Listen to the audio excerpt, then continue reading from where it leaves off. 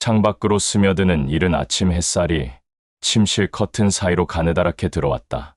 시계를 보니 새벽 5시 반. 평소보다 일찍 눈이 떠졌다. 아마도 오늘 산행 때문에 무의식 중에 긴장했나 보다. 옆에서 잠든 아내 미영이의 고른 숨소리가 들려왔다. 25살 때 결혼해서 벌써 34년을 함께 살았지만 여전히 그녀의 잠든 모습은 평화로워 보였다. 나는 김성호, 올해 59살. 내년이면 정년퇴직을 앞두고 있는 평범한 회사원이었다. 삼성전자 협력업체에서 품질관리 일을 해온 지 벌써 30년이 넘었다. 젊었을 때는 승진의 목을 매기도 했지만 이제는 그런 욕심도 많이 사라졌다. 대신 요즘 내 관심사는 퇴직 후의 삶이었다. 어떻게 의미 있게 보낼 것인가? 어떤 일을 하며 살아갈 것인가? 조용히 침대에서 일어나 슬리퍼를 신고 거실로 나왔다. 부엌에서 물을 끓여 인스턴트 커피를 한 잔 타서 베란다로 나갔다. 우리 아파트는 분당 신도시 끝자락에 있는 30평 아파트였다. 베란다에서 내려다 보이는 풍경은 늘 마음을 차분하게 해주었다. 아직 어둠이 완전히 걷히지 않은 새벽, 멀리 산 능선이 어렴풋이 보였다. 오늘은 원래 산행 모임이 있는 날이었다. 매월 둘째 주 토요일마다 회사 동기들과 함께 산에 오르는 것이 벌써 10년째 이어오고 있는 나의 소중한 취미였다. 처음에는 운동 부족을 해결하려는 단순한 목적이었지만 이제는 내 삶의 활력소가 되어버렸다. 산에서 맑은 공기를 마시며 동기들과 나누는 대화, 그리고 정상에서 바라보는 풍경은 일주일간 쌓인 스트레스를 말끔히 씻어주었다. 커피를 한 모금 마시며 오늘 일정을 떠올려 보았다. 오전 9시에 지하철 2호선 잠시역에서 만나기로 했다. 목적지는 남한산성. 단풍이 한창인 이맘때 남한산성은 정말 아름다웠다. 작년 이맘때도 같은 곳에 갔었는데 올해는 어떤 모습일지 기대가 되었다. 문득 오늘 함께 갈 사람들이 떠올랐다. 회사 동기 5명 중에서 오늘은 4명이 참석한다고 했다. 나를 포함해서 김철수, 이대호, 그리고 박재훈. 특히 박재훈은 좀 특별한 경우였다. 그는 내 아내 미영이의 쌍둥이 언니인 미경이의 남편이었다. 즉, 나의 처형이면서 동시에 회사 동기인 복잡한 관계였다. 재훈이와의 관계는 늘 미묘했다. 회사에 먼저 입사한 건 내가 한 달 빨랐지만 승진은 그가 먼저 했다. 과장 승진도 부장 승진도 모두 그가 한 발 앞섰다. 처음에는 별로 신경 쓰지 않았지만 시간이 지날수록 묘한 경쟁의식이 생겼다. 특히 가족 모임에서 만날 때마다 그 미묘한 긴장감은 더욱 커져갔다. 재훈이는 키가 나보다 5cm 정도 크고 말도 잘했다. 대학도 서울대를 나와서 나보다 학벌도 좋았다. 반면 나는 지방사립대 출신의 말수도 적은 편이었다. 그래도 성실함과 책임감 하나로 여기까지 온 것이 나 자신으로서는 자랑스러웠다. 시계를 보니 벌써 6시가 되어가고 있었다. 슬슬 준비를 해야 할 시간이었다. 등산복을 꺼내 입고 배낭을 챙겼다. 물통, 간식, 타올, 여벌 옷까지. 산행에 필요한 것들을 하나씩 점검하며 배낭에 넣었다. 이런 준비 과정도 나름 즐거웠다. 여보, 벌써 일어났어? 뒤에서 아내의 목소리가 들렸다. 돌아보니 미영이가 잠옷 차림으로 나와 있었다. 살짝 부스스한 머리 모습이 귀여웠다. 응, 오늘 산행 있다고 했잖아. 일찍 나가야 해. 아, 맞다. 오늘 재훈이 오빠도 같이 간다고 했지. 그렇다고 하네. 요즘 운동 부족이라면서. 미영이는 부엌으로 가더니 뭔가 바쁘게 준비하기 시작했다. 아마도 내가 가져갈 도시락을 만들어주려는 것 같았다. 매번 산행 때마다 정성스럽게 김밥이나 주먹밥을 싸주는 아내가 고마웠다. 언니는 어때? 요즘 재훈이 오빠랑 잘 지내나? 나는 무심코 물어봤다. 사실 처형 부부의 사생활에 크게 관심은 없었지만 가족이니까 그냥 안부차 묻는 정도였다. 글쎄, 잘 모르겠어. 언니가 요즘 좀 이상해 보이긴 하던데. 전화해도 대답이 시원찮고 미영이의 대답에 뭔가 걸리는 게 있었지만 깊이 생각하지는 않았다. 부부간에야 이런저런 일들이 있을 수 있는 거 아닌가. 도시락을 받아들고 현관으로 향했다. 신발을 신고 있는데 미영이가 따라왔다. 조심해서 다녀와. 무리하지 말고. 알았어. 저녁 늦게 들어올 것 같으니까 먼저 드세요. 아내의 이마에 가벼운 키스를 하고 현관문을 열었다. 복도에 나서니 이른 아침 특유의 차가운 공기가 느껴졌다. 가을이 깊어가고 있었다. 엘리베이터를 기다리며 문득 오늘 하루가 어떻게 흘러갈지 궁금해졌다. 평범한 산행이 될 것인지 아니면 뭔가 특별한 일이 일어날지. 물론 그때 나는 오늘이 내 인생을 뒤바꿀 하루가 될 줄은 전혀 모르고 있었다. 엘리베이터 버튼을 누르며 나는 깊게 숨을 들이켰다. 새로운 하루의 시작이었다. 지하철 2호선 잠시력 3번 출구 앞에 도착했을 때는 정확히 9시였다. 벌써 철수와 대호가 와 있었다. 둘 다 등산복 차림으로 배낭을 메고 있었는데 나를 보자 반갑게 손을 흔들었다. 성호야, 일찍 왔네. 철수가 다가오며 말했다. 재훈이는 아직 안 왔나? 응, 아마 곧 올 거야. 나는 시계를 보며 대답했다. 대호가 커피 자판기에서 캔커피 하나를 뽑아 건네주었다. 오늘 날씨 완전 등산하기 좋네. 단풍도 절정일 것 같고. 우리는 재훈이를 기다리며 간단한 인사를 나눴다. 철수는 작년에 과장으로 승진한 후 더욱 여유로워 보였고 대호는 여전히 유머러스했다. 셋 다 비슷한 나이라 그런지 편안한 분위기였다. 10분 정도 지났을 때 재훈이가 나타났다. 멀리서도 그의 큰 키가 눈에 띄었다. 하지만 뭔가 평소와 달라 보였다. 걸음걸이부터 표정까지 묘하게 들떠 있는 것 같았다. 미안, 늦었나? 재훈이가 다가오며 말했다. 하지만 전혀 미안해하는 기색은 없었다. 오히려 기분이 좋아 보였다. 아니야, 딱 맞춰왔어. 철수가 대답했다. 자, 그럼 출발할까? 우리는 남한산성으로 향하는 버스를 타기 위해 정류장으로 향했다. 버스 안에서도 재훈이의 행동은 계속 이상했다. 핸드폰을 자꾸 들여다보며 혼자 실실 웃는 것이었다. 메시지라도 받는 건지 화면을 보며 미소를 짓다가 뭔가를 열심히 타이핑하기도 했다. 재훈아, 무슨 좋은 일 있나? 대호가 농담조로 물었다. 그냥 딸한테서 연락 온 거야. 재훈이는 당황한 듯 핸드폰을 주머니에 넣었다. 하지만 뭔가 석연치 않았다. 재훈이의 딸은 고등학생인데 평소 아버지와 그렇게 자주 연락하는 아이가 아니었다. 게다가 그의 표정은 딸과 연락을 주고받을 때 짓는 표정이 아니었다. 뭔가 더 설레는 듯한 표정이었다. 남한산성 입구에 도착했을 때도 재훈이의 이상한 행동은 계속되었다. 등산로 입구에서 스트레칭을 하는데도 자꾸 핸드폰을 확인했다. 심지어 등산 중에도 중간중간 멈춰서 핸드폰을 보곤 했다. 야, 재훈아, 산에서 핸드폰이 뭐 그리 중요해? 철수가 짜증 섞인 목소리로 말했다. 미안. 회사 일 때문에. 재훈이는 변명하듯 대답했지만 오늘은 토요일이었다. 나는 점점 재훈이의 행동이 신경 쓰이기 시작했다. 평소에도 그는 나를 의식하는 편이었지만 오늘은 그것과는 다른 종류의 이상함이 있었다. 마치 뭔가 큰 비밀을 간직하고 있는 사람 같았다. 등산로를 오르면서도 그의 행동은 계속되었다. 평소에는 항상 앞장서서 빠른 걸음으로 올라가던 재훈이가 오늘은 자꾸 뒤처지며 핸드폰을 보고 있었다. 그러다가 우리가 너무 앞서 나가면 급하게 따라붙곤 했다. 재훈이 형, 오늘 좀 이상하지 않아? 대호가 내 옆에 와서 작은 목소리로 말했다. 나도 그런 것 같아. 뭔가 평소와 다른 것 같아. 중간 휴게소에서 잠깐 쉬는 동안 나는 재훈이를 유심히 관찰했다. 물을 마시면서도 간식을 먹으면서도 계속 핸드폰을 신경 쓰고 있었다. 그리고 가끔 나를 슬쩍 보더니 이상한 미소를 지었다. 마치 나에 대해 뭔가 알고 있다는 듯한 표정이었다. 성호야, 재훈이가 갑자기 나를 불렀다. 응? 요즘 집에서 잘 지내지? 그의 질문에는 평상시와 다른 뉘앙스가 있었다. 뭔 소리야? 당연히 잘 지내지. 미영이는 요즘 어때? 나는 순간 머뭇거렸다. 왜 갑자기 내 아내에 대해 묻는 건가? 그리고 그 표정은 뭔가? 잘 지내는데. 왜?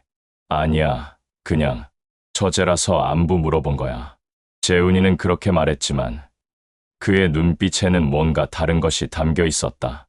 그 순간부터 나는 알 수 없는 불안감에 휩싸이기 시작했다. 재훈이의 이상한 행동, 내 아내에 대한 갑작스러운 질문, 그리고 그 묘한 미소. 뭔가 잘못되고 있다는 직감이 들었다. 등산을 계속하면서도 그 불안감은 사라지지 않았다. 재훈이는 여전히 핸드폰에 집중하고 있었고 가끔 나를 보며 짓는 그 이상한 표정은 점점 더 거슬렸다. 마치 나를 비웃고 있는 것 같았다. 정상에 올라서서도 그 기분은 나아지지 않았다. 아름다운 단풍과 탁 트인 전망에도 불구하고 재훈이의 이상한 행동 때문에 마음 편히 즐길 수가 없었다. 성호야, 사진 찍어줄까? 재훈이가 갑자기 말했다. 응? 핸드폰으로 사진 찍어주라고. 미영이한테 보내야지. 그가 핸드폰을 건네며 말했다. 나는 그의 핸드폰을 받아들었지만 순간 화면에 떠있던 메시지 일부가 눈에 들어왔다. 상대방 이름은 보이지 않았지만 메시지 내용의 일부가 보였다. 오늘 정말 고마워. 당신이 있어서. 재훈이는 급하게 핸드폰을 다시 가져갔다. 아, 사진은 나중에 찍자. 그 순간 나는 확신했다. 분명 뭔가 일어나고 있었다. 그리고 그것은 좋지 않은 일이었다. 재훈이의 행동, 그 메시지, 그리고 아침에 아내가 한 말까지 모든 것이 연결되는 것 같았다. 하산길은 더욱 불편했다. 재훈이는 여전히 핸드폰에 빠져 있었고 나는 점점 커져가는 불안감을 감출 수가 없었다. 무엇보다 그가 나를 보며 짓는 그 알 수 없는 미소가 가장 견딜 수 없었다. 산행을 마치고 주차장에 도착했을 때 철수가 제안했다. 오늘 날씨도 좋았고 등산도 잘했으니까 막걸리 한 잔 어때? 평소 같았으면 좋다고 했을 텐데 오늘은 영 내키지 않았다. 하지만 재훈이가 먼저 대답했다. 좋지. 오늘은 특별한 날인데. 그의 목소리에는 묘한 흥분이 섞여 있었다.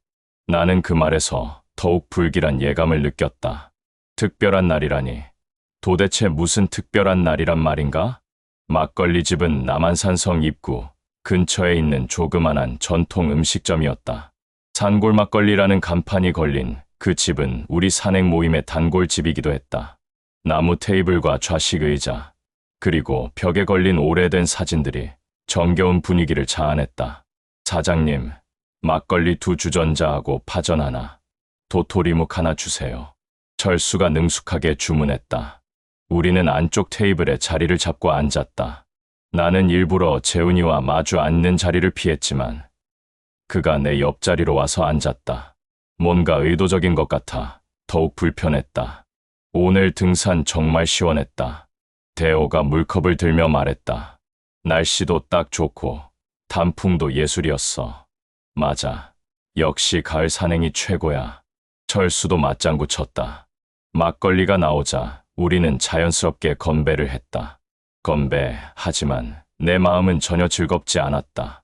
재훈이가 계속 내 눈치를 보고 있었고 그의 표정에는 뭔가 감추고 있는 것이 역력히 드러나 있었다. 첫 잔을 비우고 나자 분위기가 조금씩 부드러워졌다.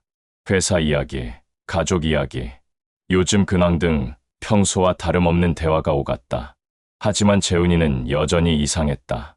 말은 평상시처럼 하면서도 자꾸 나를 힐끔힐끔 보았다. 두 번째 주전자가 나오고 술이 좀 더 돌자 분위기는 더욱 활발해졌다. 철수는 요즘 아들 대학 입시 때문에 스트레스가 많다고 했고 태호는 새로 맡은 프로젝트 이야기를 늘어놓았다. 성호야, 너는 내년에 정년이지? 재훈이가 갑자기 나에게 말을 걸었다. 응, 내년 2월이면 끝이야. 벌써 그렇게 됐구나. 시간 참 빠르다. 재훈이는 막걸리를 한 모금 마시며 말했다. 그런데 말이야. 그가 잠시 말을 멈췄다. 뭔가 중요한 말을 하려는 것 같았다. 나는 본능적으로 긴장했다. 퇴직하면 뭐 할 생각이야? 글쎄, 아직 확실하게 정하지는 못했어. 일단 좀 쉬다가 생각해볼까 해. 그래, 미영이는 뭐라고 해? 또 내 아내 이야기였다. 왜 자꾸 미영이 얘기를 하는 걸까? 나는 점점 짜증이 났다. 별로 뭐라고 하지 않아. 그냥 건강 챙기라고 하지. 미영이 참 좋은 여자야. 재훈이의 목소리에 묘한 감정이 섞여 있었다. 나는 그 말이 영 불편했다. 물론 처제를 좋게 평가하는 건 당연할 수도 있지만 그의 어조와 표정이 평범한 감정이 아닌 것 같았다. 재훈아, 너는 미경이랑 잘 지내지? 나도 반대로 물어봤다. 순간 재훈이의 표정이 미묘하게 변했다. 그냥 그렇지. 그 대답에서 뭔가 석연치 않은 것을 느꼈다. 평소 아내 자랑을 곧잘 하던 재훈이 치고는 너무 시큰둥한 반응이었다. 술이 더 돌면서 분위기는 점점 무르익어갔다. 철수와 대호는 옛날 이야기에 빠져서 서로 웃으며 떠들고 있었다. 하지만 재훈이와 나 사이의 공기는 계속 무거웠다. 세 번째 주전자를 시킬 즈음 재훈이가 화장실에 다녀오겠다고 일어났다. 그가 자리를 비운 사이 철수가 내게 말했다. 야, 성호야. 재훈이 오늘 좀 이상하지 않아? 나도 그런 생각이 들어. 뭔가 들떠 있는 것 같기도 하고. 평소와 달라. 대호도 고개를 끄덕였다. 맞아. 산에서도 계속 핸드폰만 보고 우리가 재훈이에 대해 수군거리고 있을 때 그가 돌아왔다. 하지만 화장실을 다녀온 그의 모습은 더욱 이상했다. 뭔가 결심을 한 듯한 표정이었다. 야, 너희들 뭘 그렇게 심각하게 얘기해? 재훈이가 자리에 앉으며 물었다. 아니야, 그냥 회사 얘기.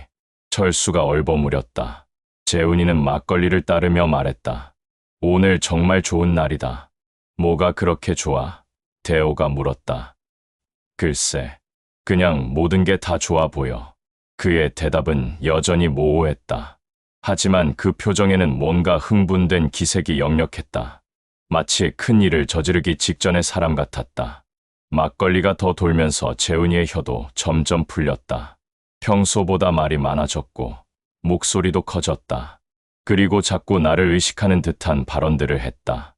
성호야, 너 참 운이 좋은 사람이야. 무슨 소리야? 아니야, 그냥 모든 면에서 말이야. 그의 말에는 뭔가 이중적인 의미가 숨어 있는 것 같았다. 나는 점점 불안해졌다. 재훈아, 오늘 말이 좀 이상해. 내가 직접적으로 말했다. 이상해? 뭐가? 아니야, 그냥 평소와 다른 것 같아서. 재훈이는 막걸리 잔을 들고 한참 나를 바라봤다. 그의 눈에는 뭔가 복잡한 감정이 섞여 있었다. 그리고 갑자기 그가 내 어깨를 툭 쳤다. 성호야. 그의 목소리가 갑자기 진지해졌다. 철수와 대호도 대화를 멈추고 우리를 바라봤다. 뭐야? 재훈이는 잠시 머뭇거리더니 술 취한 사람 특유의 직설적인 어조로 말했다. 사실 내 아내, 내가 오래전부터 눈여겨봤다. 그 순간 내 머릿속이 하얗게 변했다. 뭐라고? 내가 잘못 들은 건가? 나는 재훈이를 똑바로 바라봤다. 뭐라고 했어? 미영이 말이야. 정말 매력적인 여자야. 순간 술기운이 확 깨면서 머릿속이 얼어붙었다. 이게 대체 무슨 소리인가? 철수와 대호도 당황한 표정으로 우리를 바라보고 있었다. 재훈아, 너 지금 뭔 소리 하는 거야? 내 목소리가 떨렸다. 하지만 재훈이는 멈추지 않았다. 오히려 더욱 직설적으로 말했다. 성호야, 미안하지만 내가 알아야 할 일이 있어. 그 말에서 나는 더욱 끔찍한 예감을 느꼈다. 심장이 쿵쾅쿵쾅 뛰기 시작했다. 무슨 일? 재훈이는 막걸리 잔을 한 번 더 비우고 나를 똑바로 쳐다봤다. 그의 눈에는 이제 어떤 결의 같은 것이 보였다. 성호야, 이제 모든 걸 말해야겠다. 그 말과 함께 막걸리 집 안의 공기가 순간 얼어붙었다. 철수와 대호는 숨을 죽이고 있었고 나는 재훈이의 다음 말을 기다리며 심장이 터질 것 같았다. 무엇을 말하려는 걸까? 그리고 그것이 얼마나 끔찍한 일일까? 재훈아, 너 지금 술에 취했어. 집에 가자. 철수가 상황을 모면하려고 했지만 재훈이는 고개를 저었다. 아니야, 철수야. 이건 반드시 말해야 해. 성호가 알아야 할 권리가 있어. 재훈이는 막걸리 잔을 테이블에 내려놓고 두 손으로 얼굴을 감쌌다. 잠시 그 상태로 있다가 다시 고개를 들어 나를 바라봤다. 성호야, 미안하다. 그의 목소리에서 진정한 후회 같은 것이 느껴졌다. 하지만 동시에 뭔가 큰 짐을 내려놓으려는 해방감도 섞여 있었다. 뭘 미안하다는 거야? 도대체 무슨 일이야? 나는 목소리를 최대한 차분하게 유지하려 노력했지만 속으로는 이미 패닉 상태였다. 재훈이는 깊게 숨을 들이쉬고 마치 큰 결심을 한 듯 입을 열었다. 지난 봄에 내 아내랑 내가, 그 말이 끝나기도 전에 나는 눈을 의심했다. 뭐라고? 지난 봄에 내 아내랑? 뭐라고? 성호야, 정말 미안해. 하지만 이미 벌어진 일이야. 재훈이를 똑바로 쳐다봤다. 그의 표정은 진지했다. 농담이 아니었다. 하지만 도저히 믿을 수가 없었다. 내 아내가? 미영이가? 재훈아, 너 지금 정신이 나갔어? 무슨 소리를 하는 거야? 성호야, 진정해. 나도 이런 일이 일어날 줄 몰랐어. 하지만 뭐야? 나는 소리를 질렀다. 다른 손님들이 우리를 돌아봤지만 신경 쓸 겨를이 없었다. 재훈이는 당황한 기색 없이 계속 말했다. 내가 야근을 자주 할 때였어. 미영이가 외로워했어. 그래서 뭐? 우연히 마트에서 만나게 됐는데 커피라도 한잔 하자고 해서. 나는 더 이상 듣고 싶지 않았다. 하지만 재훈이는 멈추지 않았다. 처음에는 정말 그냥 커피만 마셨어. 하지만 자꾸 만나게 되고. 그러다가 그만해. 나는 테이블을 탁 쳤다. 막걸리 잔이 넘어지며 술이 쏟아졌다. 철수가 급하게 냅킨으로 술을 닦으며 말했다. 야, 재훈아, 너 진짜 정신 나갔어. 이런 말을 여기서 왜 해? 하지만 재훈이는 마치 모든 것을 토해내야 한다는 듯 계속했다. 4월 말경이었어. 비가 오던 날. 미영이가 전화를 했어. 무서워서 집에 혼자 있기 힘들다고. 나는 그날이 기억났다. 프로젝트 마감 때문에 며칠 동안 거의 집에 못 들어갔던 시기였다. 미영이가 밤에 전화해서 무서워한다고 했을 때 나는 일이 바빠서 제대로 위로해 주지도 못했다. 그래서 갔어. 처음에는 정말 그냥 위로해 주려고만 했어. 재훈아, 대호가 그를 말렸지만 재훈이는 이미 멈출 수 없는 상태였다. 하지만 그날 밤 일이 일어났어. 그 순간 나는 모든 것이 무너지는 것을 느꼈다. 지난 20년, 30년 동안 쌓아온 모든 것들이 한순간에 무너지는 기분이었다. 미영이의 얼굴이 떠올랐다. 그날 아침 이마에 키스하고 나온 그 따뜻한 미소가. 거짓말이야. 나는 중얼거렸다. 내가 거짓말하는 거야. 성호야, 나도 정말 후회해. 하지만 사실이야. 순간 옆 테이블에 앉아있던 사람이 눈에 들어왔다. 여자였는데 눈물을 훔치며 고개를 숙이고 있었다. 잠깐, 저 뒷모습이 낯익은데. 나는 다시 자세히 봤다. 그리고 충격을 받았다. 저 여자는 미경이었다. 재훈이의 아내, 그리고 내 아내의 쌍둥이 언니였다. 미경이? 나는 믿을 수 없다는 듯 말했다. 미경이가 고개를 들었다. 눈이 빨갛게 부어 있었다. 그녀가 여기 있었다는 것은 이 모든 대화를 들었다는 뜻이었다. 미경이 언제부터 거기 있었어? 재훈이도 놀란 기색이었다. 처음부터. 미경이의 목소리는 떨리고 있었다. 당신이 나가는 걸 뒤따라왔어. 그제서야 상황이 정리되기 시작했다. 미경이는 남편의 이상한 행동을 의심해서 뒤를 쫓아온 것이었다. 그리고 이 자리에서 모든 진실을 듣게 된 것이다. 미경아, 재훈이가 뭔가 말하려 했지만 미경이가 먼저 일어났다. 됐어. 이제 모든 걸 알았으니까. 미경이는 우리 테이블로 다가왔다. 그리고 나를 보며 말했다. 성호 씨, 정말 미안해요. 미경이, 너도 알고 있었어? 아뇨. 아니, 짐작은 했지만. 미경이는 울음을 참으며 말했다. 요즘 재훈이가 이상해서. 그래서 의심했어요. 나는 정말 미칠 것 같았다. 내 아내와 처남의 불륜, 그리고 그것을 뒤늦게 알게 된 처형. 이 모든 상황이 현실이라는 게 믿어지지 않았다. 성호야, 재훈이가 다시 말을 꺼냈다. 정말 미안해. 하지만 알아줬으면 좋겠어. 나도 의도한 게 아니었어. 의도한 게 아니라고. 나는 웃음이 나왔다. 그럼 뭐야? 실수야. 한 번의 실수였어? 재훈이는 대답하지 못했다. 그의 침묵이 모든 것을 말해주고 있었다. 한 번이 아니었다는 것을.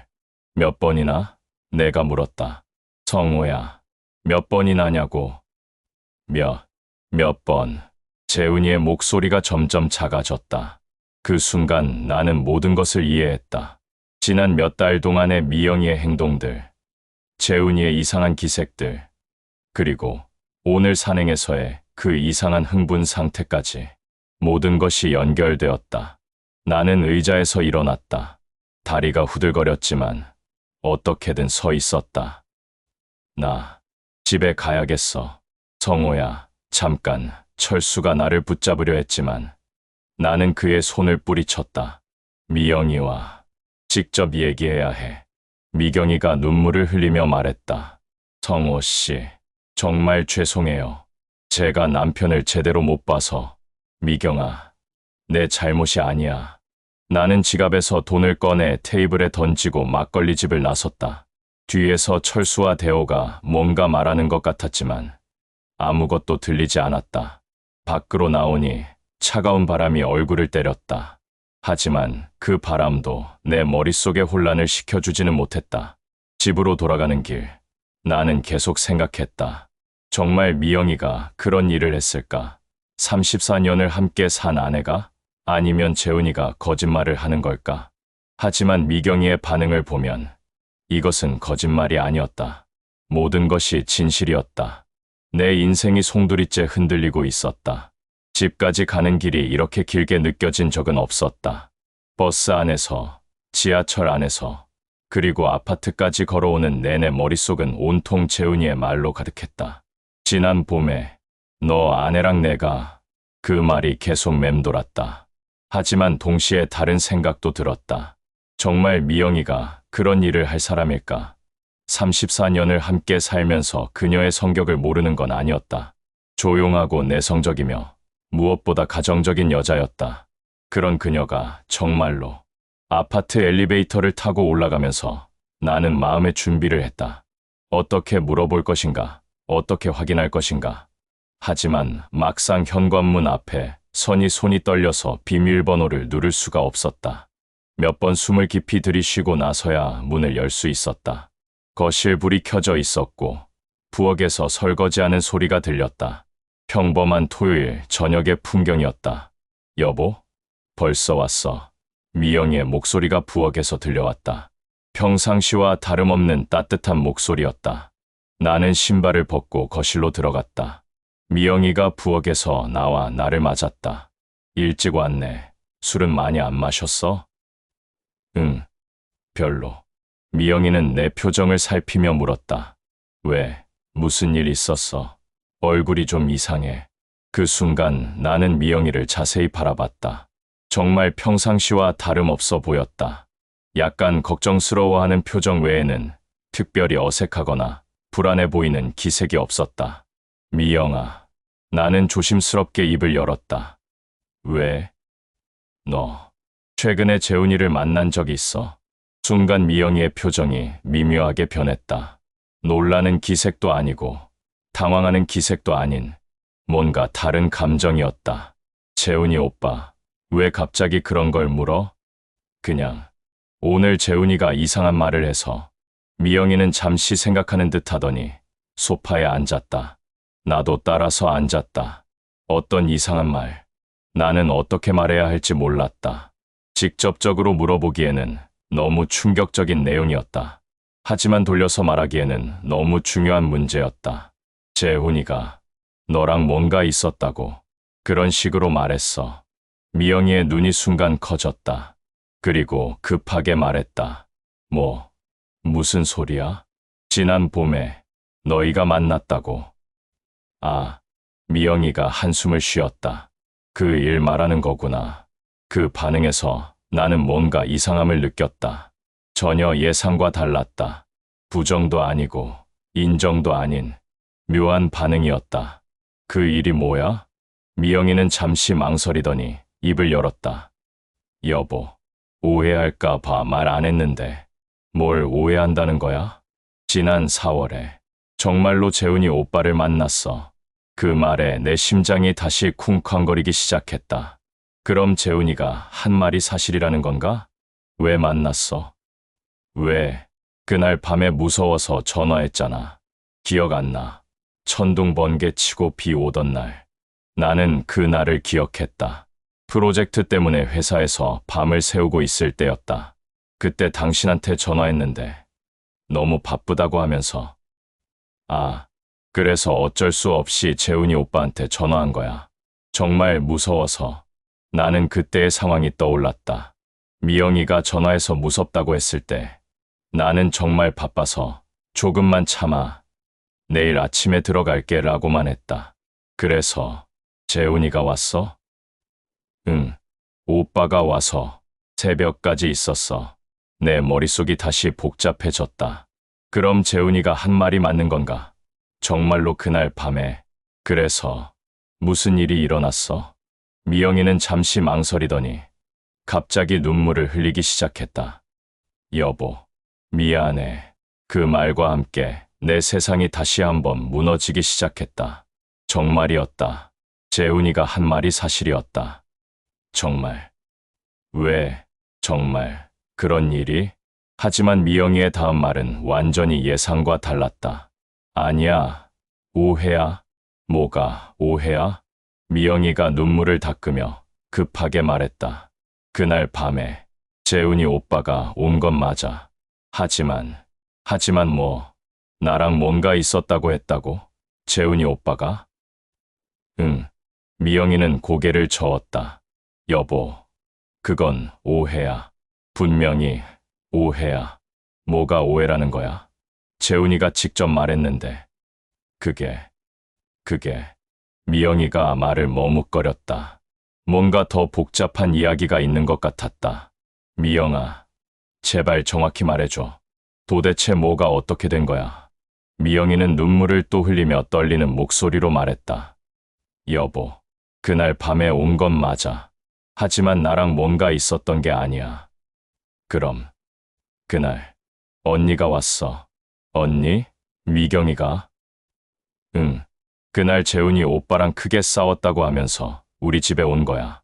나는 점점 혼란스러워졌다. 미경이가 왔다고? 그럼 도대체.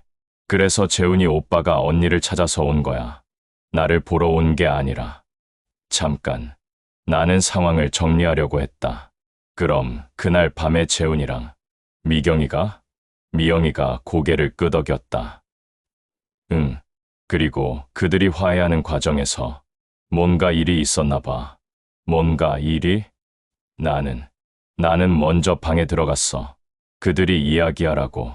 그런데 아침에 일어나 보니까 미영이의 목소리가 점점 작아졌다. 뭘 봤어? 언니가 소파에서 잠들어 있었어. 재훈이 오빠 품에 안겨서. 순간 나는 모든 것을 이해했다. 재훈이가 말한 그날 밤에 내 아내와라는 것은 사실 미영이가 아니라 미경이와의 일이었던 것이다. 그럼 재훈이가 착각한 거야?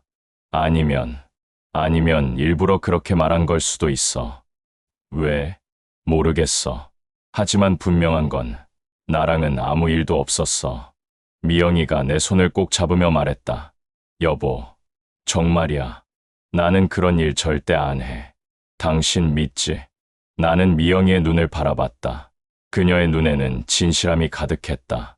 그리고 동시에 큰 상처도 보였다.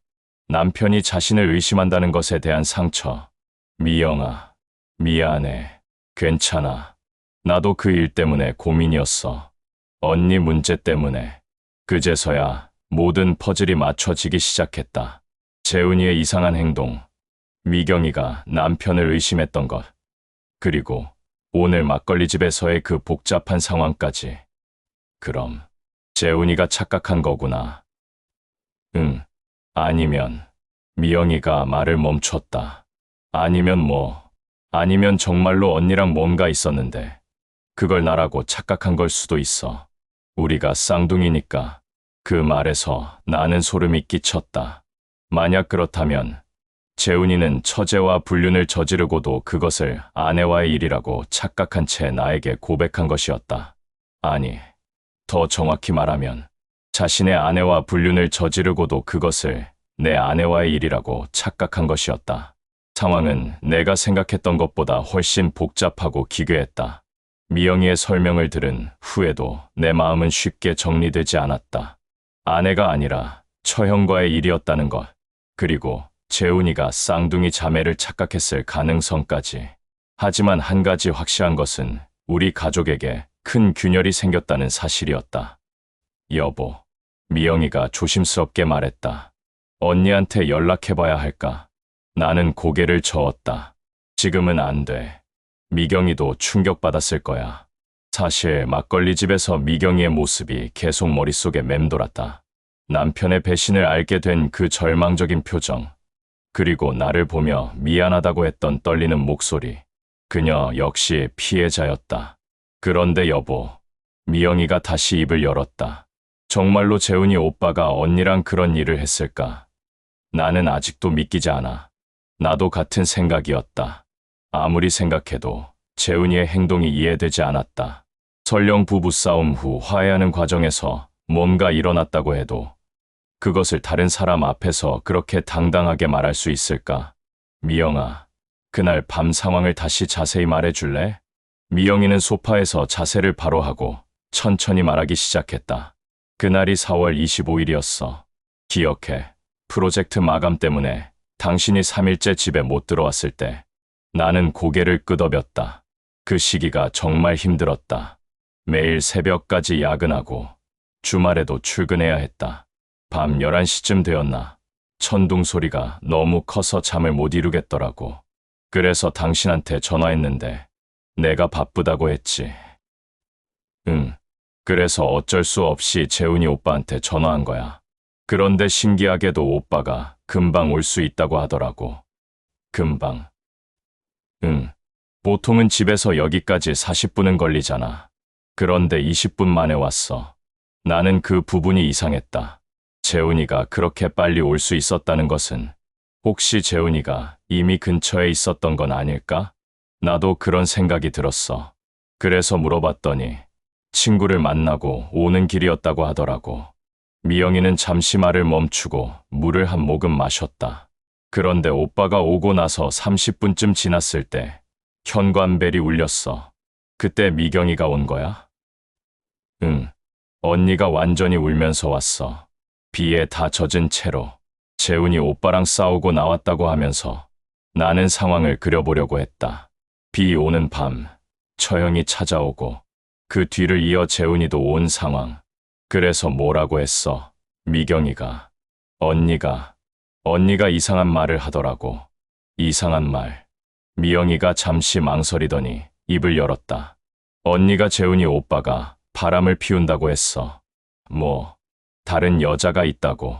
그래서 확인하려고 오빠를 따라 나섰는데 정말로 어떤 여자를 만나더라는 거야. 나는 점점 혼란스러워졌다. 그럼 재훈이가 바람을 피우고 있었다는 말인가? 그런데 그 여자가 누구지? 그래서 재훈이가 왔을 때 어떻게 됐어? 처음에는 서로 말도 안 하고 있었어. 너무 어색해서 나는 먼저 방에 들어갔지. 그리고 중간에 한번 나와서 보니까 둘이 소파에 앉아서 심각하게 얘기하고 있더라고. 언니가 계속 울고 있었어. 미영이의 목소리가 점점 작아졌다. 그래서 다시 방에 들어갔는데 새벽 3시쯤에 화장실 가려고 나왔는데 뭘 봤어? 언니가 재훈이 오빠한테 안겨 있었어. 소파에서. 그 말을 듣는 순간 나는 모든 것을 이해했다. 재훈이와 미경이, 즉 부부가 화해하는 과정에서 친밀해진 것을 재훈이가 착각한 것이었다. 그런데 여보, 이상한 게 있어. 뭐가? 그 다음 날부터 언니 행동이 이상해졌어. 연락도 잘 안 받고 만나자고 해도 피하고. 그럼 정말로 뭔가 있었던 건가? 미영이는 고개를 저었다. 아니야. 나는 언니를 알아. 그런 일이 있었으면 언니가 나한테 말했을 거야. 우리 쌍둥이잖아. 하지만 나는 확신할 수 없었다. 사람의 마음이란 것이 그렇게 단순한가? 문득 오늘 재훈이의 행동이 떠올랐다. 산에서 계속 핸드폰을 보며 실실 웃던 모습. 그리고 특별한 날이라고 했던 말. 미영아, 혹시 재훈이가 오늘도 누군가와 연락하고 있는 것 같았어. 산에서도 계속 핸드폰만 보고. 정말. 그럼 미영이의 얼굴이 어두워졌다. 그럼 정말로 오빠가 다른 여자와? 모르겠어. 하지만 뭔가 숨기고 있는 건 확실해. 우리는 잠시 말없이 앉아 있었다. 거실에는 시계 소리만 째깍째깍 울리고 있었다. 평범했던 우리 가정이 하루 만에 이렇게 복잡해질 줄은 꿈에도 생각 못했다. 여보, 미영이가 다시 입을 열었다. 우리 어떻게 할까? 나도 잘 모르겠다고 답하고 싶었다. 하지만 한 가지 확실한 것은 이 문제를 그냥 넘어갈 수는 없다는 것이었다. 일단 미경이 상태부터 확인해보자. 오늘 막걸리 집에서 너무 충격받은 것 같았어. 그래, 언니 걱정돼. 나는 미영이의 손을 잡았다. 34년 동안 함께 해온 이 손이 새삼 따뜻하게 느껴졌다. 적어도 우리 사이에는 아무런 문제가 없다는 것이 다행이었다. 미영아, 미안해. 너를 의심해서. 괜찮아. 충분히 그럴 수 있어. 하지만 마음 한편으로는 여전히 찜찜했다. 정말로 모든 것이 재훈이의 착각이었을까? 아니면 뭔가 더 복잡한 일이 벌어지고 있는 걸까? 그때 현관에서 초인종이 울렸다. 밤 10시가 넘은 시간에 누가 찾아온 걸까? 미영이와 나는 서로를 바라봤다. 누구지? 미영이가 작은 목소리로 물었다. 나는 인터폰 화면을 확인했다. 그리고 놀랐다. 화면에는 미경이가 서 있었다.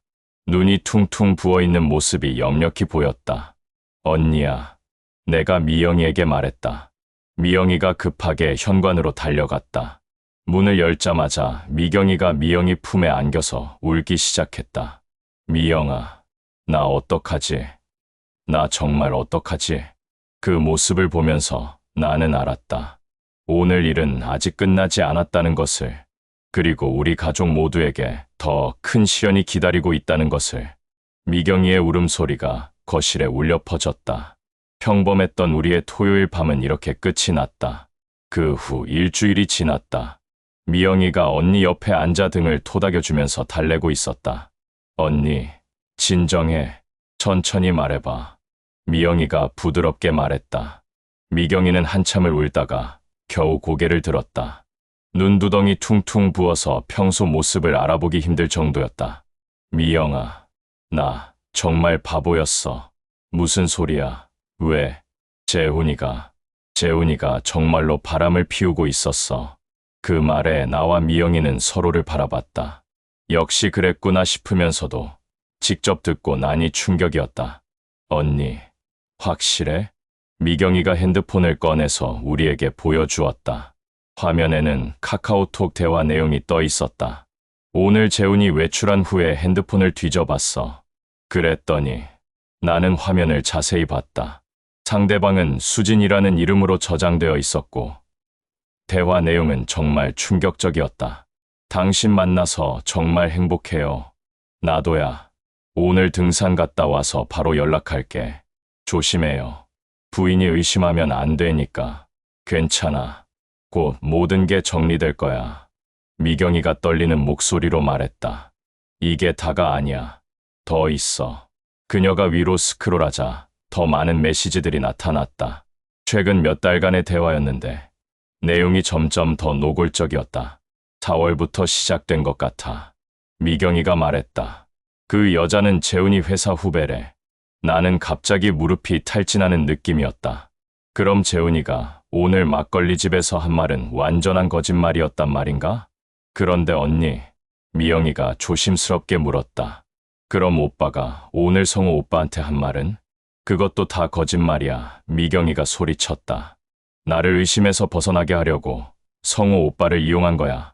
나는 점점 화가 치밀어 올랐다. 재훈이가 자신의 불륜을 감추기 위해 나와 미영이를 이용했다는 뜻이었다. 더 웃긴 건 미경이가 눈물을 닦으며 말했다. 그 여자한테 보낸 메시지를 봤는데 오늘 등산에서 성우 오빠를 속였다고 자랑하고 있어. 뭐 미경이가 핸드폰을 다시 조작해서 보여줬다. 오늘 동서한테 농담으로 아내랑 바람 폈다고 했더니 완전 패닉 상태. 크크. 당신 너무해요. 그래도 가족인데 괜찮아. 어차피 곧 이혼할 거니까. 마지막 메시지를 보는 순간 미경이가 다시 울음을 터뜨렸다. 이혼이라니. 이혼이라니. 나는 주먹을 꽉 쥐었다. 재훈이 그 놈이 우리를 완전히 가지고 논 것이었다. 가족을 농담거리로 만들고 내 마음을 가지고 놀았다. 성호, 오빠. 미경이가 나를 바라봤다. 정말 미안해요. 제가 남편을 제대로 못 봐서. 미경아, 내 잘못이 아니야. 하지만 속으로는 분노가 치밀어 올랐다. 당장 재훈이를 찾아가서 따져 묻고 싶었다. 어떻게 가족을 이렇게 무시할 수 있는가? 언니, 그럼 이제 어떻게 할 거야? 미영이가 물었다. 모르겠어. 정말 모르겠어. 미경이는 다시 고개를 떨어뜨렸다. 아이들 생각하면 그래도 아빠인데. 하지만 이런 남편과 어떻게 계속 살아? 나는 미경이의 마음을 이해할 수 있었다. 20년 넘게 함께 산 남편, 두 아이의 아버지. 쉽게 포기할 수 있는 관계가 아니었다. 일단 오늘은 우리 집에서 자. 미영이가 말했다. 내일 천천히 생각해보자. 미경이는 고개를 끄덕였다. 그날 밤 나는 잠을 이룰 수 없었다. 재훈이에 대한 분노, 미경이에 대한 안타까움, 그리고 우리 가족의 미래에 대한 걱정이 머릿속을 맴돌았다. 새벽 5시쯤 나는 조용히 일어나서 베란다로 나갔다. 어제와 똑같은 새벽 풍경이었지만 내 마음은 완전히 달라져 있었다. 문득 핸드폰이 울렸다. 재훈이었다. 성호야, 어제 일 때문에 전화했어. 뭐가 하고 싶은 말이야? 만나자.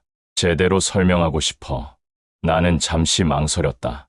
만나서 뭘 하겠다는 건지 모르겠지만 일단 직접 따져보고 싶었다. 어디서? 남한산성에서. 어제 갔던 그 정상에서. 지금. 응. 일찍 나와 있어. 꼭 만나야 해. 전화를 끊고 나서 나는 고민했다. 가야 할까? 하지만 이 문제를 해결하려면 피할 수는 없었다. 조용히 옷을 입고 집을 나섰다. 지하철과 버스를 갈아타고 남한산성에 도착했을 때는 아침 7시였다. 평일 아침이라 사람이 거의 없었다. 정상까지 올라가니 재훈이가 벤치에 앉아 있었다. 어제와는 완전히 다른 모습이었다. 초췌하고 지친 얼굴이었다. 왔구나. 재훈아, 대체 뭐가 하고 싶은 거야? 재훈이는 한참 동안 말하지 않았다. 그러다가 갑자기 일어나서 절벽 가장자리로 걸어갔다. 성호야, 나 정말 못된 놈이야. 알고 있어. 미경이한테 다 들었어. 재훈이가 돌아서서 나를 봤다. 그의 얼굴에는 절망이 가득했다. 모든 게 다 끝났어. 회사도, 가정도, 모든 게. 내가 자초한 일이야. 맞아. 내가 다 망친 거야. 재훈이는 다시 절벽 쪽으로 다가갔다. 너무 가장자리에 가까이 서 있어서 위험해 보였다. 재훈아, 거기서 뭐해? 성호야, 미안하다. 그 순간 재훈이가 발을 헛디뎠다. 아니, 일부러 그런 것 같기도 했다. 몸이 절벽 아래로 떨어지려는 순간 나는 반사적으로 그의 손을 붙잡았다. 야, 정신 차려. 재훈이의 몸무게 때문에 나도 절벽 쪽으로 끌려갔다. 간신히 버티면서 그를 끌어올리려고 했다. 놔줘. 그냥 놔줘. 말도 안 되는 소리 하지 마. 그 순간 나는 잠깐 망설였다. 이 손을 놓아버리면 모든 게 끝날까? 우리 가족을 망친 이 사람을 구해야 하는 걸까? 하지만 결국 나는 힘껏 그를 끌어올렸다. 재훈아, 잘못했지만 이렇게 끝낼 순 없어. 땅에 주저앉은 재훈이는 울기 시작했다. 어른 남자가 아이처럼 울고 있었다. 성호야, 미안하다. 정말 미안하다. 나는 평생 내가 가진 걸 부러워했어. 내 성실함, 내 가족. 그래서 내 아내까지 탐낸 거야. 내 아내가 아니라 내 아내잖아. 그래, 내 아내를 사랑하지 못하고 다른 여자를 만나면서도 내 가족을 질투했어. 정말 못된 놈이야. 재훈이는 한참을 울다가 고개를 들었다. 성호야, 나 어떻게 하면 될까? 나는 그를 바라봤다. 미워해야 할 사람이지만 동시에 불쌍하기도 했다. 미경이한테 가서 빌어. 그리고 그 여자와 관계를 정리해. 그래도 미경이가 용서해 줄까? 모르겠어. 하지만 시도는 해봐야지. 재훈이가 고개를 끄덕였다. 그리고 재훈아. 응? 다시는 우리 가족 앞에 나타나지 마. 적어도 당분간은. 재훈이의 얼굴이 일그러졌다. 하지만 고개를 끄덕였다. 알았어. 정말 미안해. 성호야. 나는 그를 남겨두고 먼저 산을 내려왔다. 뒤를 돌아보지 않았다. 이제 정말로 모든 게 끝이었다. 집에 돌아왔을 때는 오전 10시가 넘어 있었다. 거실에서는 미영이와 미경이가 조용히 앉아서 뭔가 이야기를 나누고 있었다. 내가 들어서자 두 사람이 모두 나를 바라봤다. 어디 갔다 왔어? 미영이가 물었다. 재훈이 만나고 왔어. 미경이의 얼굴이 순간 굳어졌다. 재훈이를 만났어요? 응. 남한산성에서. 나는 소파에 앉으며 오늘 아침에 있었던 일을 간단히 말해줬다. 재훈이가 전화를 해서 만나자고 했고 절벽에서 위험한 상황이 있었다는 것까지. 정말로 그런 일이. 미경이가 떨리는 목소리로 물었다. 그 사람이 많이 후회하고 있는 것 같았어. 하지만 나는 말을 멈췄다. 재훈이가 후회한다고 해서 모든 게 용서되는 건 아니었다. 언니. 미영이가 미경이의 손을 잡으며 말했다. 오빠가 뭐라고 했어? 미경이는 한참 동안 말하지 않았다. 그러다가 천천히 입을 열었다. 사실 어젯밤에 재훈이가 집에 들어왔어요. 성호 오빠를 만나러 가기 전에 집에 잠깐 들렀나 봐요. 미경이의 목소리가 점점 작아졌다. 그때 재훈이가 무릎을 꿇고 빌었어요. 나와 미영이는 서로를 바라봤다. 재훈이가 무릎을 꿇었다고? 뭐라고 했는데? 모든 걸 다 말했어요. 그 여자와의 일부터 시작해서 성호 오빠를 속인 일까지. 미경이가 눈물을 흘리기 시작했다. 그리고 용서해달라고. 그래서 뭐라고 했어? 저는 뭐라고 대답해야 할지 몰라서. 미경이는 다시 울음을 터뜨렸다. 20년 넘게 함께 살아온 남편, 두 아이의 아버지. 쉽게 결정할 수 있는 문제가 아니었다. 언니 마음대로 해. 미영이가 조심스럽게 말했다. 누구도 언니를 재촉하지 않을 거야. 미경이는 고개를 끄덕이며 눈물을 닦았다. 그런데 한 가지 이상한 게 있어요. 재훈이가 성호 오빠한테 고마우면서도 미안하다고 했어요. 고맙다고? 절벽에서 자기를 구해줬다고. 그리고 그 순간 깨달았다고. 미경이가 잠시 말을 멈췄다. 뭘 깨달았다는 거야? 성호 오빠가 정말 좋은 사람이라는 걸. 그리고 자기가 얼마나 못된 짓을 했는지. 나는 뭐라고 대답해야 할지 몰랐다. 재훈이의 진심이 담긴 말인지 아니면 용서를 받기 위한 말인지 판단하기 어려웠다. 언니, 그 사람이 정말로 변할 수 있다고 생각해? 미영이의 질문에 미경이는 한참 생각하더니 대답했다. 모르겠어요. 하지만 어젯밤에 본 재훈이는 정말로 달라 보였어요. 그렇게 울면서 빌어본 건 처음이었어요. 문득 내 핸드폰이 울렸다. 재훈이었다. 나는 전화를 받지 않으려 했지만 계속 울려서 어쩔 수 없이 받았다. 성호야. 재훈이의 목소리는 완전히 쉬어 있었다. 뭐야? 지금 회사에 사표 제출하고 나왔어. 그리고 그 여자한테도 모든 걸 정리한다고 말했어. 나는 놀라서 미경이를 바라봤다. 정말이야? 응. 그리고 성호야. 정말 고마워. 오늘 아침에 나를 구해줘서. 재훈이의 목소리에서 진심이 느껴졌다. 그리고 미경이한테 전해줘. 내가 정말로 바뀔 거라고. 시간이 걸리더라도 다시 믿음을 얻을 거라고. 재훈아, 성호야, 나는 정말로 내가 부러웠어. 내 성실함, 내 인품, 모든 게. 그래서 그런 못된 짓을 한 거야.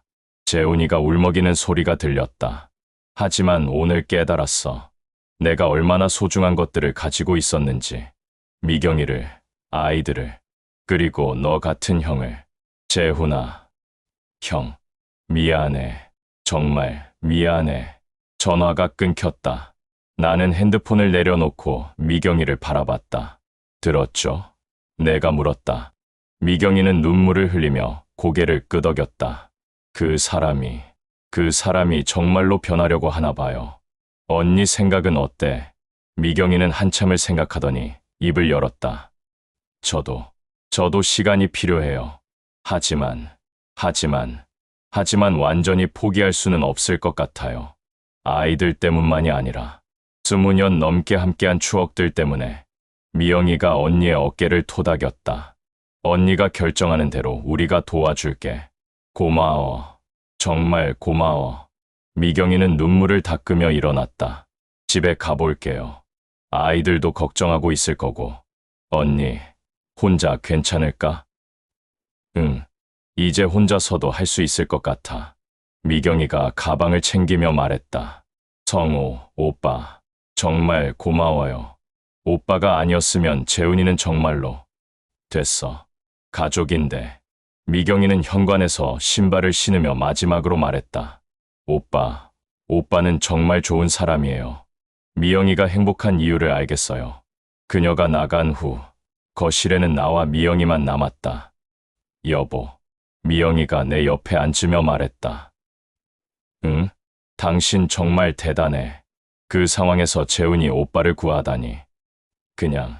그냥 사람으로서 당연한 일을 한 거야. 미영이가 내 손을 잡았다. 하지만 쉬운 일이 아니었을 거야. 우리 가족을 그렇게 힘들게 한 사람인데. 나는 미영이의 손을 꼭 잡았다. 따뜻했다. 미영아, 우리는 괜찮을까?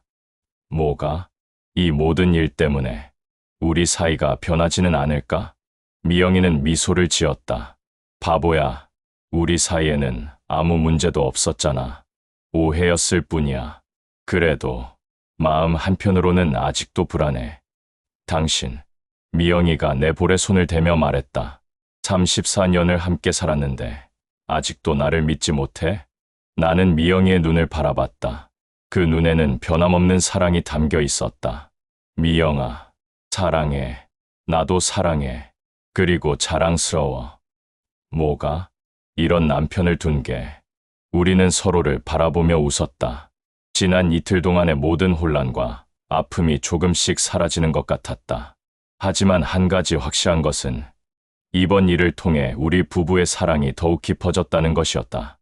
그리고 진정으로 소중한 것이 무엇인지 다시 한번 깨달았다는 것이었다.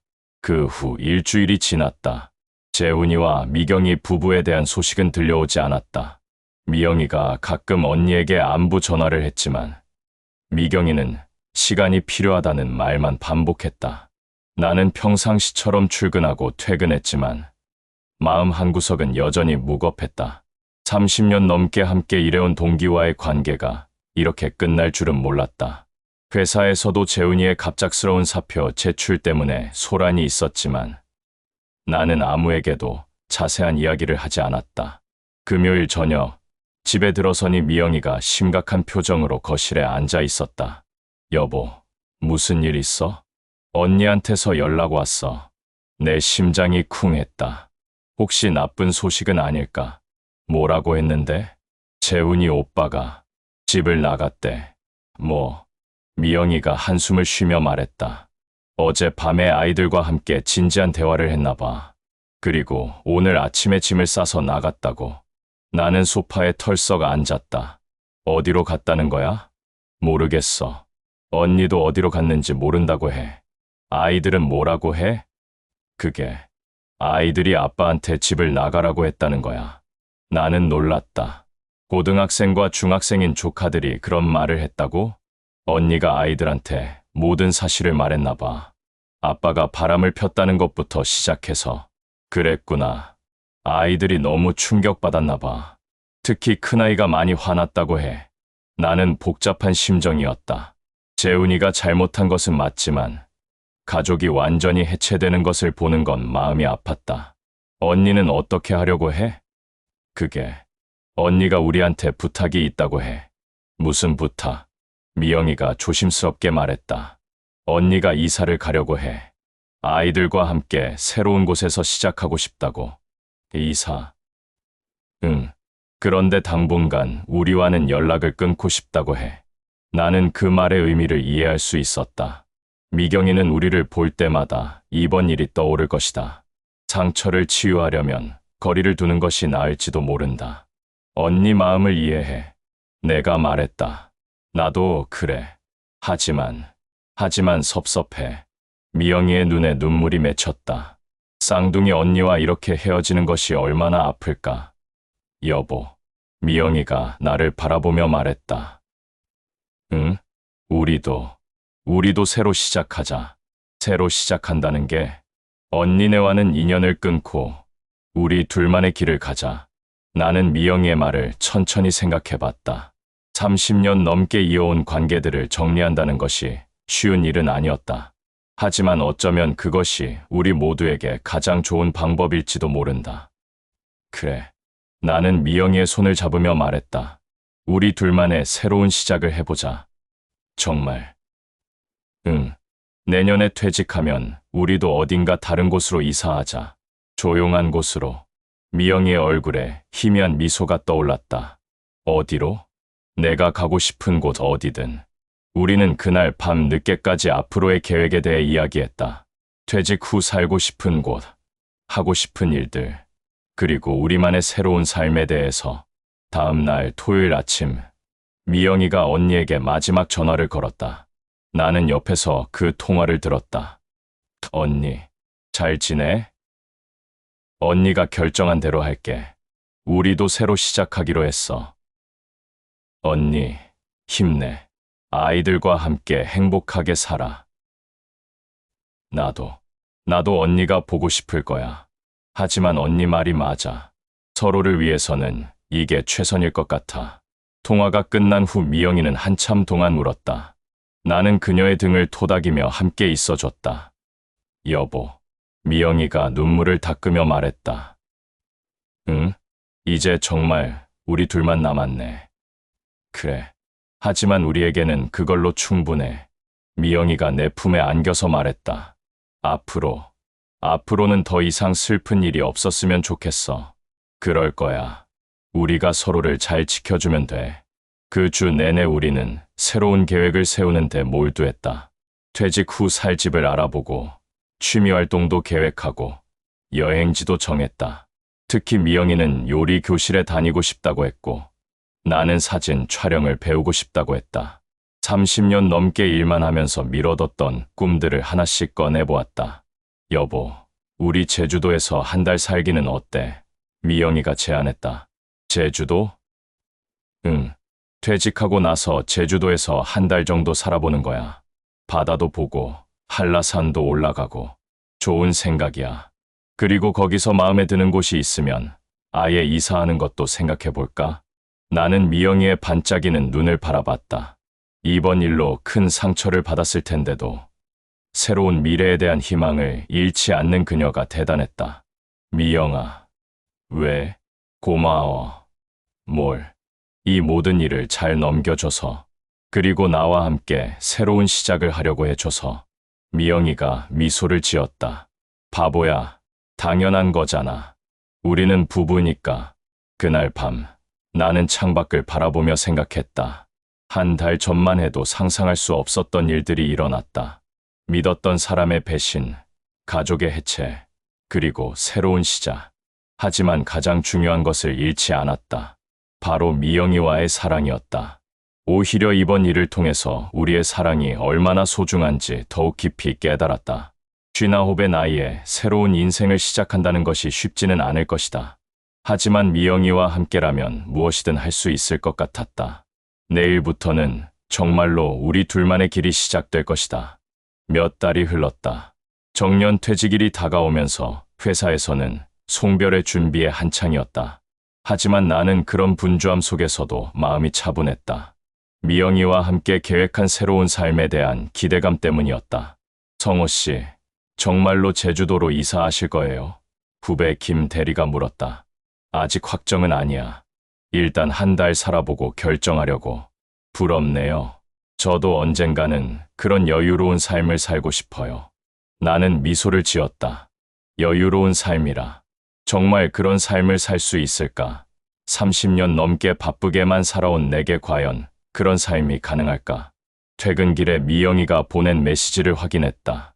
여보, 제주도 숙소 예약했어. 다음 주 금요일 출발. 메시지를 보니 가슴이 두근거렸다. 정말로 새로운 인생이 시작되는 것 같았다. 집에 들어서니 미영이가 부엌에서 뭔가 맛있는 냄새를 풍기며 요리하고 있었다. 요리 교실에 다니기 시작한 후 그녀의 요리 실력이 눈에 띄게 늘었다. 오늘 뭐 만들어? 당신이 좋아하는 갈비찜. 제주도 가기 전에 집에서 마지막으로 해주려고. 마지막이라니. 너무 서글프게 말하지 마. 미영이가 웃으며 말했다. 그래도 설레지 않아? 우리 둘만의 여행이야. 정말 설렜다. 신혼여행 이후로 이렇게 긴 여행을 함께 가는 것은 처음이었다. 아이들도 다 키우고 이제는 정말로 우리만의 시간이었다. 여보, 혹시 후회하지 않아? 내가 갑자기 물었다. 뭘? 언니랑 연락을 끊은 것. 가끔은 보고 싶지 않아? 미영이의 손이 잠시 멈췄다. 그리고 천천히 대답했다. 보고 싶지. 많이 보고 싶어. 하지만 언니도 새로운 삶을 살아가고 있을 거야. 우리처럼. 그리고 언젠가는 다시 만날 수 있을 거야. 모든 상처가 아물면. 나는 미영이의 현명함에 새삼 감탄했다. 고통스러운 결정이었지만 그것이 모두를 위한 최선의 선택이었다는 것을 그녀도 알고 있었다. 마지막 출근일, 회사 동료들이 준비해준 작은 송별회가 있었다. 모든 사람들이 축하해주고 격려해 주었지만 한 사람의 부재가 크게 느껴졌다. 재훈이었다. 30년을 함께 일한 동기가 없다는 것이 아직도 어색했다. 성호 형, 재훈이 형 소식 들어보셨어요? 철수가 조심스럽게 물었다. 아니, 전혀. 저도 연락이 안 돼요. 완전히 잠적한 것 같아요. 나는 아무 말도 하지 않았다. 재훈이가 어디서 무엇을 하고 있는지 알고 싶지 않았다. 그것은 이미 끝난 인연이었다. 다음 날, 미영이와 함께 김포공항에 섰다. 제주행 비행기를 기다리며 나는 문득 감회가 새로웠다.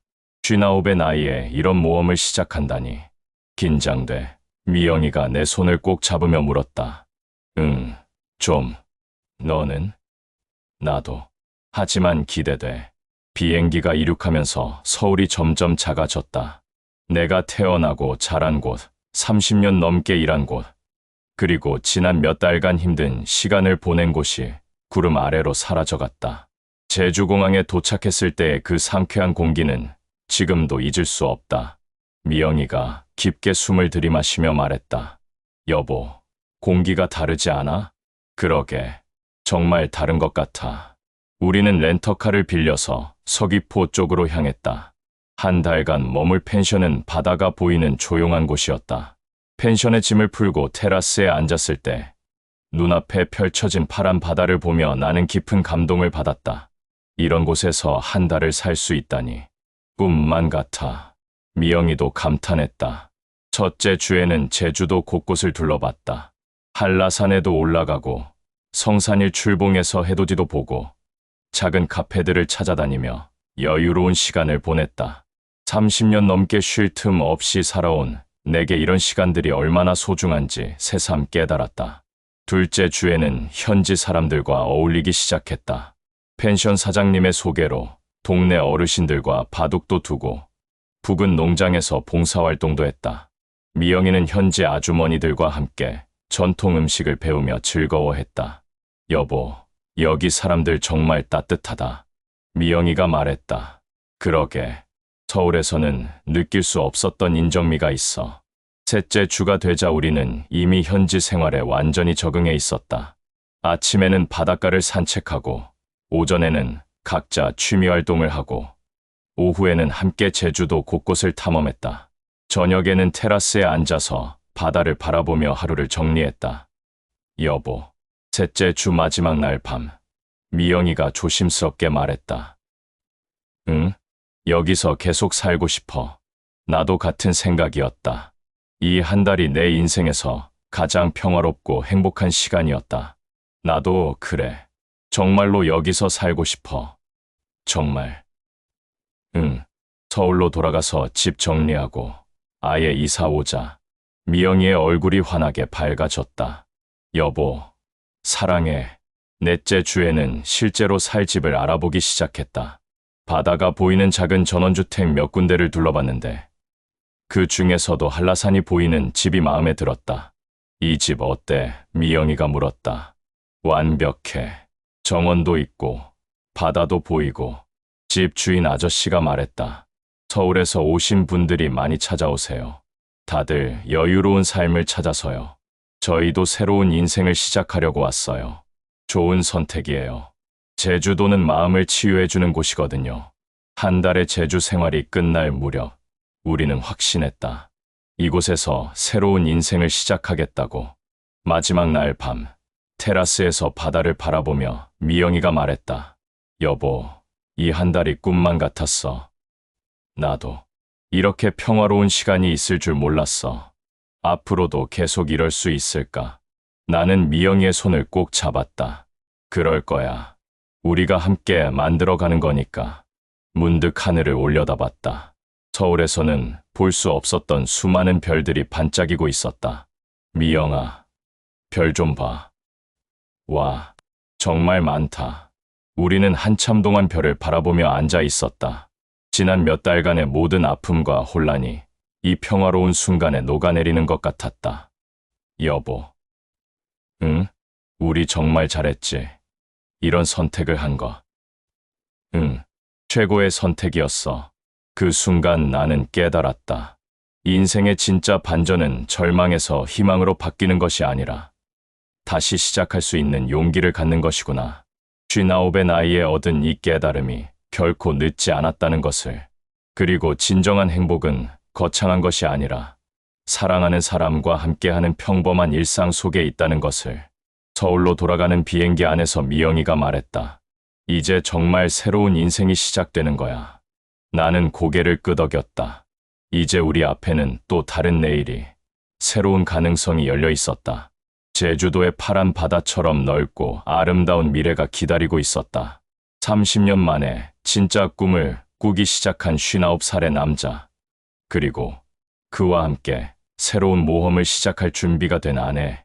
우리의 두 번째 인생이 이제 막 시작되려 하고 있었다.